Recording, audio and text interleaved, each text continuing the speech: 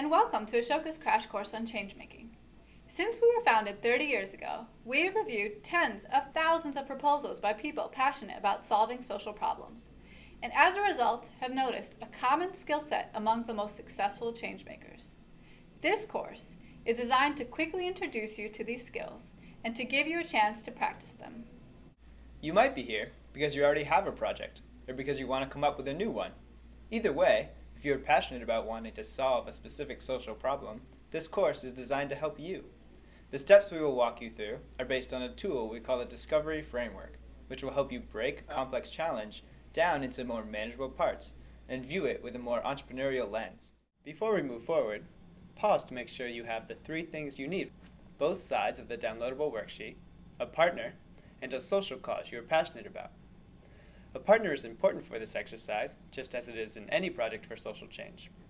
The purpose of this course is to help you focus on a challenge you would like to help solve, identify the most pressing problems and promising solutions, and map these problems and solutions to gain a better understanding of the field you are passionate about. The worksheet will walk you through each step, concluding with the mapping exercise within the table that helps spot trends as well as gaps. Especially because this is a crash course, keep in mind that the point is more about the insights that this will spark as a result of the process, instead of just reaching the end point. Without further ado, and in the spirit of changemaking, let's dive in and start doing and iterating. The first thing we'd like you to do is to take a moment to connect with your motivations for wanting to make social change. Successful changemakers are personally connected to the issues they want to solve and have a deep understanding of their chosen field. You will find that to be successful in the long run, you can never just be an outsider looking in.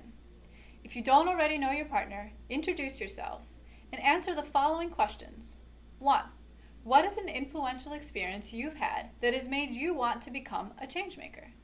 And 2. What project for social change are you most passionate about? You have 2 minutes each for a total of 4 minutes.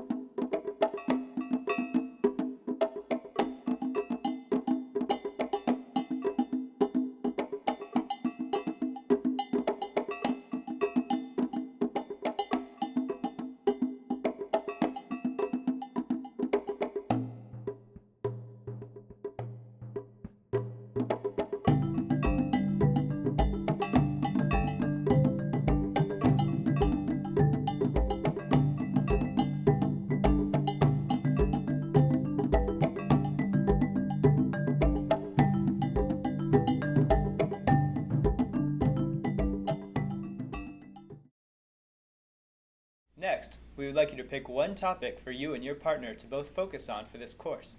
The most important thing we want to emphasize with this step is the importance of a changemaker's ability to focus. Social problems are always complicated, but changemakers choose a very specific area to tackle, and only end up sparking large-scale impact as a result of that discipline. The worksheet has a place for you to mark down your topic areas.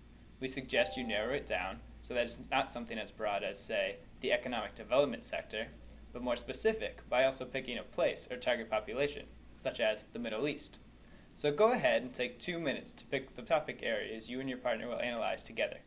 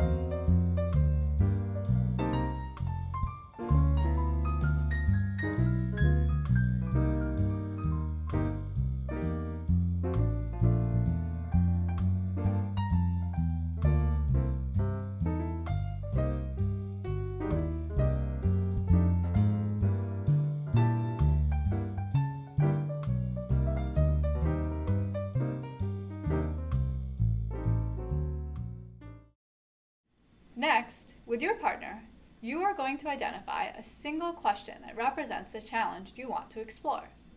Let's pause briefly to give you a sense of why this step is important. By far, one of the most important traits of a changemaker is their ability to understand the challenges around them, but still be motivated to want to tackle them. Changemakers are often told that what they propose will never work, and yet they keep doing, iterating on the fly as they need to, and persisting until they found a solution that sticks. Take a look at a few of these examples by Ashoka fellows who are able to pick a specific challenge and still spot an opportunity to create change. In the first one, it shows how Lana dared to ask, what if mobile phones were used to provide women with access to jobs not available anywhere else? So you have a challenge, a lack of access to jobs, and an opportunity, the availability of mobile phones. Alone, they don't mean much.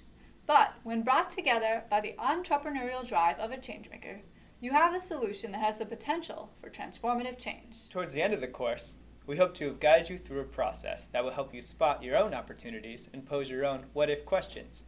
But for now, let's get more specific about the challenge you want to tackle by creating a question about it.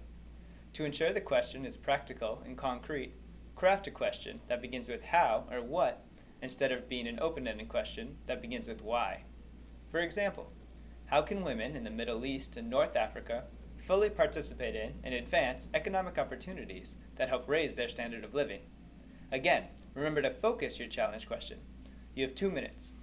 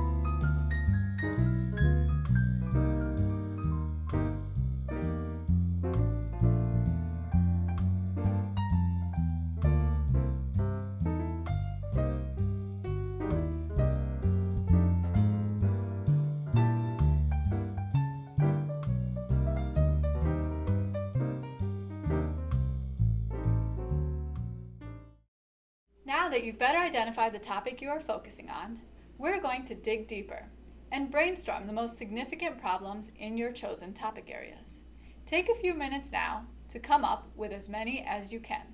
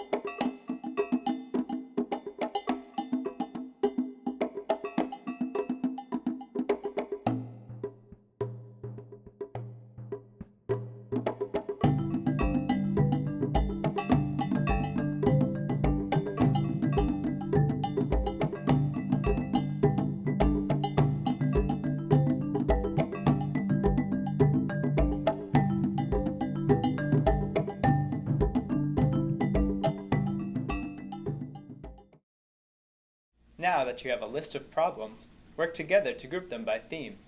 Try to give titles to the themes. Once you have 4 or 5 definitive themes, write them down in the table on the worksheet.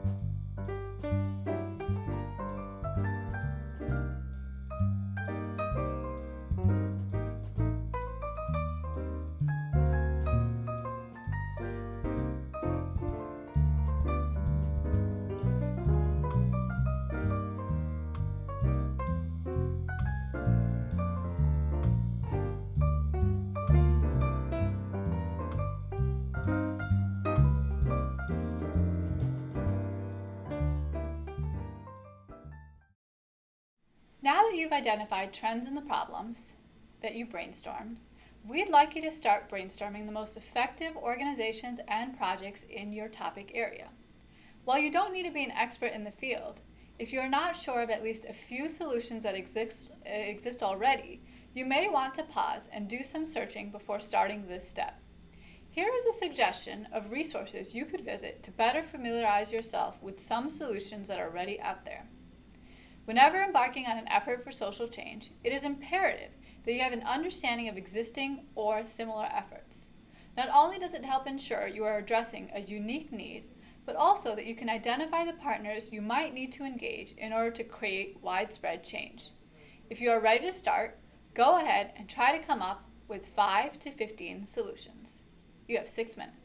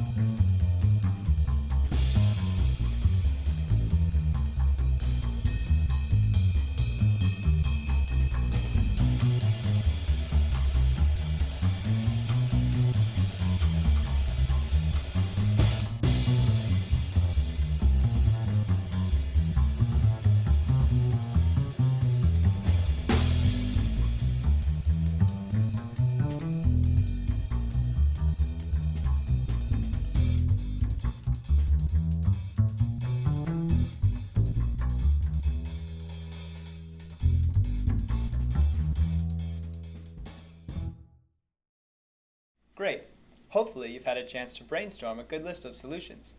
Now you're going to try your best to identify the strategies that they use. This is definitely easier if you have a good list of promising organizations and projects in the previous step. Keep in mind that a strong strategy is not just the opposite of a problem theme. It usually starts with a verb and represents a concrete action. For example, you might identify create hands-on group learning opportunities as a common strategy. Go ahead and write down your best list of 4 or 5 of the most promising strategies that you can think of. Write these strategies down in the table on your worksheet.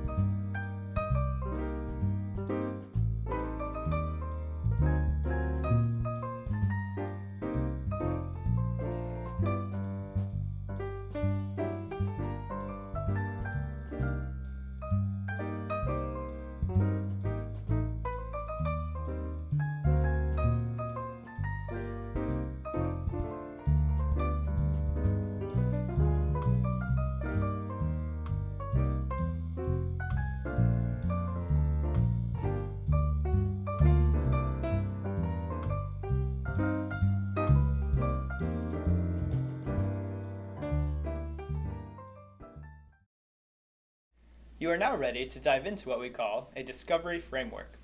Go ahead and map the organization that you have identified in Step 3 to their appropriate intersections within the table. Try your best to fit them within the categories that you have created. Or, if you absolutely can't place them, use the Other category.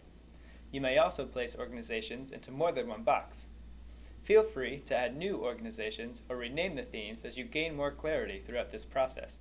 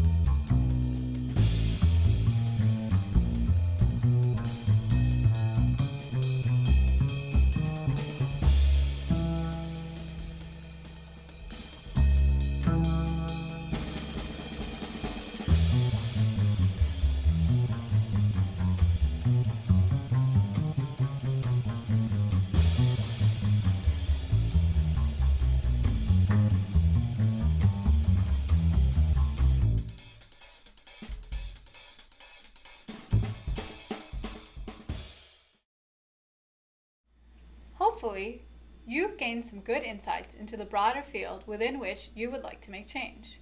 We are now going to help you hone in on the specific solution you want to contribute to the field. This next step is going to help you practice an essential skill for creating large-scale impact: searching for a root cause. The ability to pause, dig deep, and search for a root cause is an essential skill because it's what separates those efforts that may be doing good work but only alleviating a problem from those that are changing a system to prevent the problem from happening in the first place. It's a difference between band-aid solutions and systems change. Let's take a minute to give you an example from an Ashoka fellow in Kenya, Sam Agutu. Sam noticed that only 5% of Kenya's population has public health insurance. That's over 34 million people who don't have the security of being able to receive healing when they are sick. So, to start searching for a root cause, Sam began by asking, why is there a lack of healthcare access in Kenya? Well, he noticed that if you are a small business owner or part of the informal work sector, then you're usually cut out from the mainstream health insurance services. So, Sam dug deeper and asked why. Why are people cut out of mainstream health insurance services? Well, he noticed that people are cut out because there is no convenient way for the existing insurance systems to include these informal sector workers in their pool of insured. So then he asked, why is it not convenient? Well, it's not convenient because people are spread out in rural Kenya, and many do not have access to the connecting technology that formal sector employees have, and thus do not sign up for insurance. So Sam searched for ways to address this root cause of access to healthcare and found a way to use mobile phones, which the majority of Kenyans do have. This allowed for individuals to electronically save and pay for healthcare in an affordable and convenient manner. The insurance card was made available on smart cards sold at supermarkets throughout the country. Now, the truth is that it took Sam decades of experience and iteration to come up with a solution that would tackle a root cause. But you have to start somewhere, and we'd like you to try now. Choose one of the problem themes you placed in the table and practice searching for its underlying causes by asking why a few times in a row. Apply a beginner's mindset as you do so, approaching the problem not as if you are already experienced in the field, but as if you are completely new to the topic area and are observing it for the first time. While you will only have enough time to scratch the surface, go ahead and take a few minutes to get started.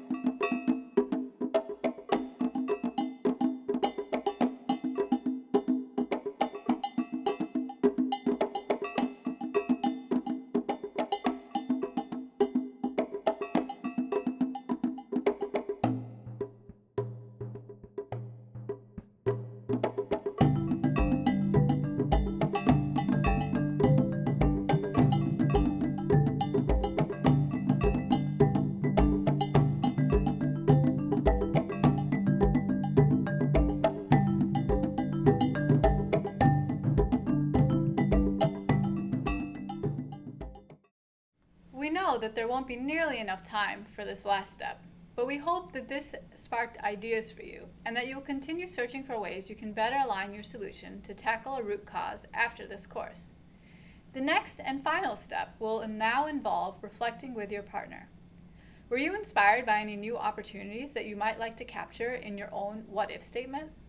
Keep in mind that being solutions-oriented and being able to spot opportunities wherever they arise is critical towards successfully creating change. Some additional questions you might discuss include: what were the main trends you noticed during the mapping experience? Does your project fit within the map you created? Why or why not? And what overall trends or insights emerged for you and your partner as a result of taking the time to think more deeply about your field of interest? Go ahead and take 7 minutes to discuss.